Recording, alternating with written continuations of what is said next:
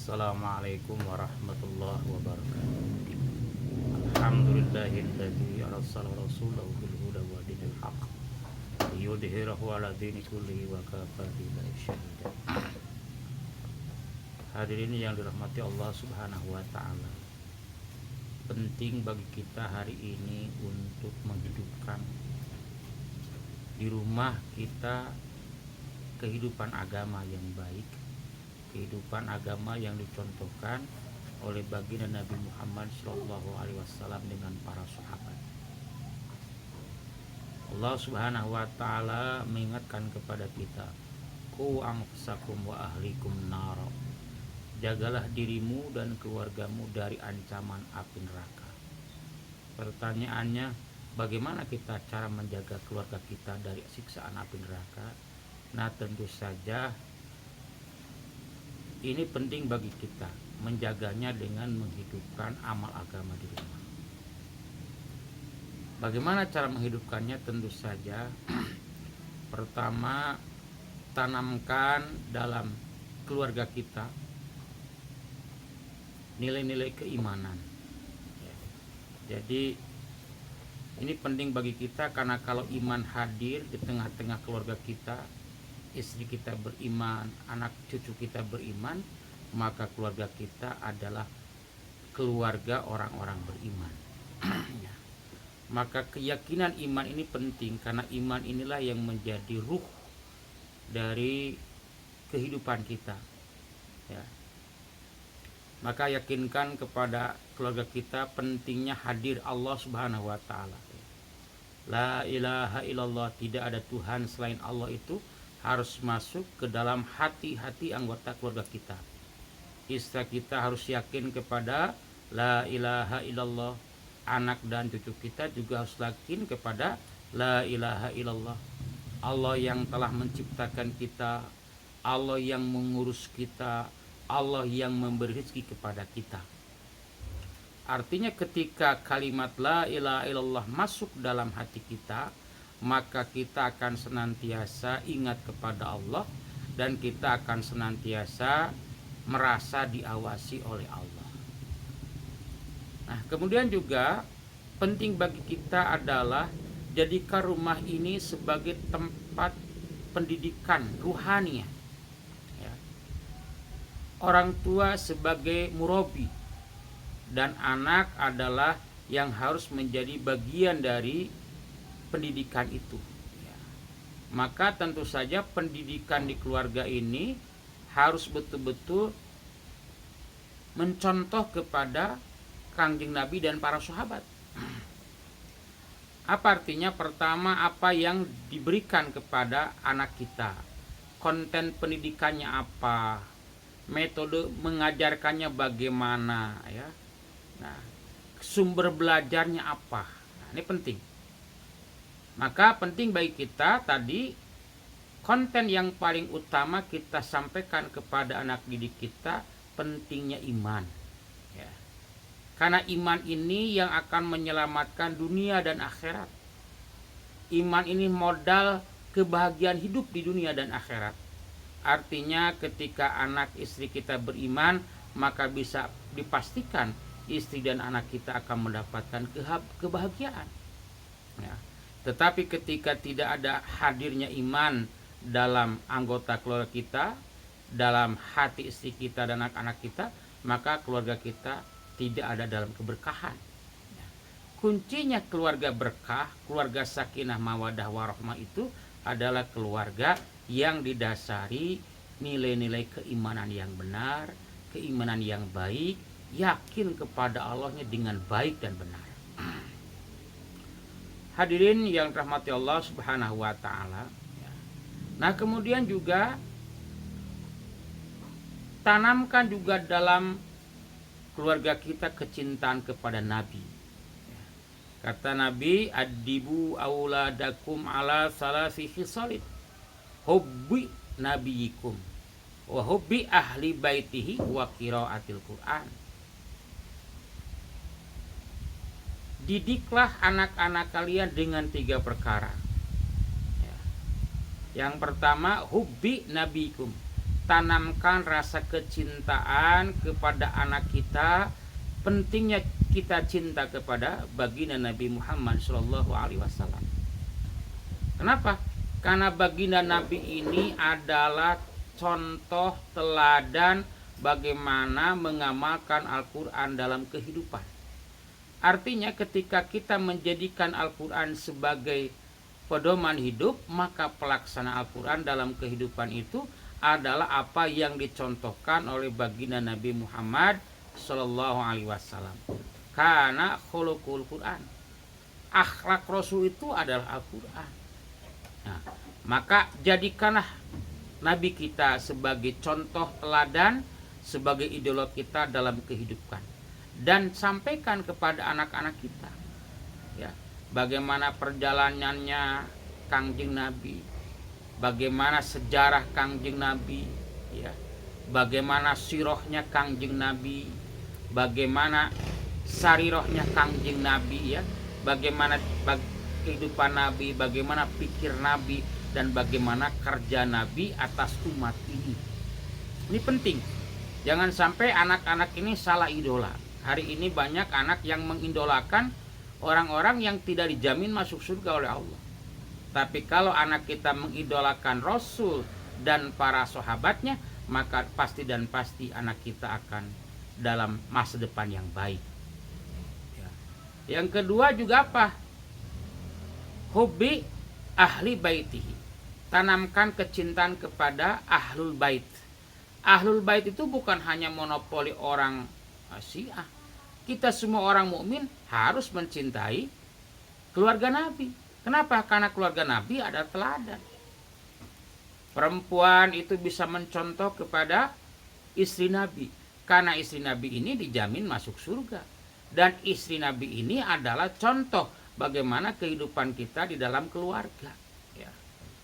Jadi kalau Nabi ini adalah contoh bagi umat mukmin kaum laki-laki, maka bagi umat Islam mencontohlah kepada istri Nabi. Bagaimana perilakunya Siti Khadijah, bagaimana pengorbanan Siti Khadijah, bagaimana pengabdian Siti Khadijah kepada Nabi dan agamanya. Ini penting, ya. Nah, kemudian juga tanamkan kecintaan kepada anak kita kepada Al-Quran. Ya. Ini penting. Kenapa? Karena Al-Quran ini wal Qur'anil Hakim dalam surah Yasin itu kan. Al-Quran itu bijak. Al-Quran itu akan bijak ketika Al-Quran dijadikan sebagai pedoman dalam hidup kita. Dusturun lihayatina. Ya. Undang-undang bagi kehidupan kita. Artinya Al-Quran ditempatkan pada posisi sebagai patokan. Benar salah harus menurut Al-Quran. Baik dan buruk harus menurut Al-Quran. Pantas tidak pantas harus menurut Al-Quran. Maka bagaimana anak didik kita kenalkan dengan Al-Quran, ajari Al-Quran, bagaimana dia juga bisa membaca, menghafal, menghayati dan mengamalkan Al-Quran. Karena penting, kalau anak tidak kenal Al-Quran, maka pasti dan pasti tidak akan baik. Ya. Maka penting pendidikan Al-Quran ini. Nah, maka dalam kehidupan keluarga kita, ya, ini penting bagaimana menghidupkan rumah ini dengan amal agama. Ya. Edukasi dalam pendidikan keluarga adalah mengamalkan agama dalam keluarga dengan baik. Nawwiru buyutakum bis sholati wa tilawatil Quran. Hiasilah rumah kita dengan sholat dan Al-Quran. Ya. Jangan sampai kita menghiasi rumah kita dengan memindahkan bioskop di rumah sehingga hari-hari kita hanya melihat film. Tapi bagaimana di rumah itu hari-hari kita dihidupkan, taklimnya dihidupkan. Kita banyak sumber hari ini, ada banyak Al-Quran terjemah, ada banyak hadis-hadis dalam bentuk terjemah. Dan bagaimana juga kita juga bisa juga membaca bersama-sama hadis-hadis Nabi dari para alim ulama yang sudah mutabar. Kitab-kitab hadis yang mutabar kita sampaikan, karena itu contoh yang disampaikan oleh para sahabat. Ketika Kangjeng Nabi menyampaikan sebuah hadis di Masjid Nabawi, ya, kalau boleh katakan itulah misalnya contoh hadis mutawatir. Jadi hadis mutawatir ini adalah hadis yang disampaikan oleh baginda Nabi kepada halayak ramai dan halayak ramai menyampaikan. Nah, kira-kira begitu. Nah, itu adalah tradisi yang dibangun oleh para sahabat. Dia mendengarkan apa yang disampaikan oleh Nabi di Masjid Nabawi, kemudian para sahabat datang ke rumah, dia menyampaikan kepada keluarganya. Ya, baik dalam menyampaikan wahyu yang diturunkan oleh Allah lewat malaikat Jibril kepada Nabi, maupun juga hadis-hadis Nabi itu disampaikan kepada keluarganya. Maka di dalam keluarga para sahabat itulah wujud rumah sebagai madrasah bagi keluarganya, bagi istrinya, bagi anaknya. Maka tak jarang pada zaman sahabat ini anak-anak ini menjadi hafidah, penghafal Al-Quran, penghafal hadis. Ya, seperti keluarga Ummi Sulaim melahirkan seorang mufassir Ibnu Abbas. Ya. Kenapa? Karena memang sudah terbangun tradisi taklim di rumah. Ya. Taklim di rumah itu mulai dari menghidupkan halaqah Quran, menghidupkan bacaan-bacaan hadis, anak menghafal hadis, menghayati hadis, kemudian juga belajar mengamalkan hadis. Nah, kemudian juga di rumah kita hidupkan 24 jam amalan sunnah Nabi, mulai dari tidur, sampaikan kepada anak kita adab-adab tidur. Bagaimana kita juga ajari anak-anak kita adab-adab masuk WC. Bagaimana juga kita ajari anak kita adab-adab makan, ya. Kemudian juga adab-adab pergaulan itu sampaikan di rumah. Artinya orang tua menjadi madrasah pertama dan utama. Wabil khusus adalah seorang ibu. Karena ibu ini adalah gurunya bagi anak-anak. Maka penting ibu hadir di tengah-tengah keluarga sebagai guru, tempat curhatnya anak-anak. Nah, yang hari ini zaman modern ini sesuatu yang sangat mahal. Karena ya ayahnya kerja, istrinya kerja, pulang malam, anaknya sangat sedikit itu untuk tempat berinteraksi dengan keluarga. Maka hari ini mari kita sama-sama kembalikan keluarga sebagai tempat berkumpul, kembalikan keluarga sebagai tempat edukasi, dan kembalikan keluarga sebagai tempat kita bercengkrama, bertukar pikiran. Bagaimana anak bisa menyampaikan keluhan, curhatannya kepada, tidak ke medsos, tapi curhatannya kepada ibu. Ya, ini penting. Ya. Jadi ibu ini sebagai murabi, pendidikan yang pertama dan utama. Ya. Nah, kemudian juga bagaimana di rumah itu kita hidupkan musyawarah. Bagaimana peran ayah, bagaimana peran istri, bagaimana peran anak-anak itu dilibatkan dalam tanggung jawab rumah. Ya. Mulai dari soal khidmat, siapa yang bebersih, siapa yang mencuci, siapa yang menghidangkan makanan, itu sama-sama berbagilah, berbagi peran di rumah, ya, bermusyawarah. Nah, kemudian jadi 24 jam ini kita juga berbagi, ya, bagaimana istri dan anak perempuan kita menghidupkan di rumah itu sholat. Ibunya menjadi imam bagi anak perempuannya. Kemudian juga bagaimana ibunya mengajak anak belajar Al-Quran. Ya, kemudian juga menghidupkan rumah ini dengan apa? Dengan sholat sunnah, dengan bacaan Al-Quran, dengan dzikir. Nah, kemudian juga ayah dan anaknya didorong untuk bagaimana bisa dia berjamaah sholat itu di masjid. Ya, bapak-bapaknya didorong dengan anak laki-laki sholat berjamaah di masjid. Ya, kemudian juga maghrib isya ayahnya dan anak laki-lakinya itu sholat di masjid sampai isya. Ya, ini penting sehingga masjid dengan rumah itu nyambung. Keberkahan masjid itu nyambung dengan keberkahan rumah. Rahmatnya masjid juga nyambung dengan rumah. Apa artinya? Artinya apa yang disampaikan oleh para ustadz di masjid dengan taklim di masjid disampaikan juga oleh ayah dan anak-anak laki-laki dewasa di rumahnya. Sehingga bagaimana fikirnya itu nyambung. Ya, ini contoh yang disampaikan oleh para sahabat bagi kita, ya. Sehingga dulu para ulama itu awalnya belajar kepada kedua orang tuanya. Tetapi ketika memang ada keterbatasan, maka boleh jadi anak kita titipkanlah kepada lembaga pendidikan yang sudah ada suasana agama. Apa itu? Ya pesantren.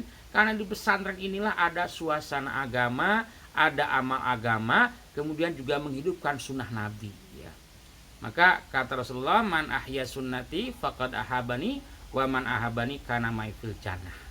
Barang siapa yang menghidupkan sunnahku, maka aku sungguh mencintainya, dan barang siapa yang sudah dicintai oleh Rasul, maka akan hidup di surga bersama Rasul. Artinya, mari kita sama-sama di rumah ini kita hidupkan sunnah Nabi 24 jam, ditanamkan kepada anak-anak kita, maka insya Allah baiti jannati, rumahku menjadi surgaku. Jangan sampai rumah adalah neraka ya. Di rumah itu terus banyak pertentangan, percekcokan. Kenapa? Karena memang di rumah kita tidak hidup amal agama. Ya, sekali lagi, kunci kehidupan itu bermula di rumah. Ketika rumah itu dihidupkan amal agama 24 jam, maka insya Allah kebahagiaan rumah kita akan terwujud. Ya, anak kita soleh, solehah, istri kita juga akan menjadi istri yang solehah. Dan itulah nikmat yang terbesar ketika keluarga itu mengamalkan agama, fikirnya fikir agama, dan sama-sama untuk menghidupkan amal agama di rumah dan di lingkungan kita. Demikian, terima kasih. Semoga ada guna dan manfaatnya, dan kita bertekad dalam hati kita sama-sama untuk mengamalkan dan menyampaikannya kembali. Subhanallah wa bihamdi, subhanaka wa bihamdika, asyhadu an la ilaha illa anta, astaghfiruka wa atubu ilaik. Assalamualaikum warahmatullahi wabarakatuh.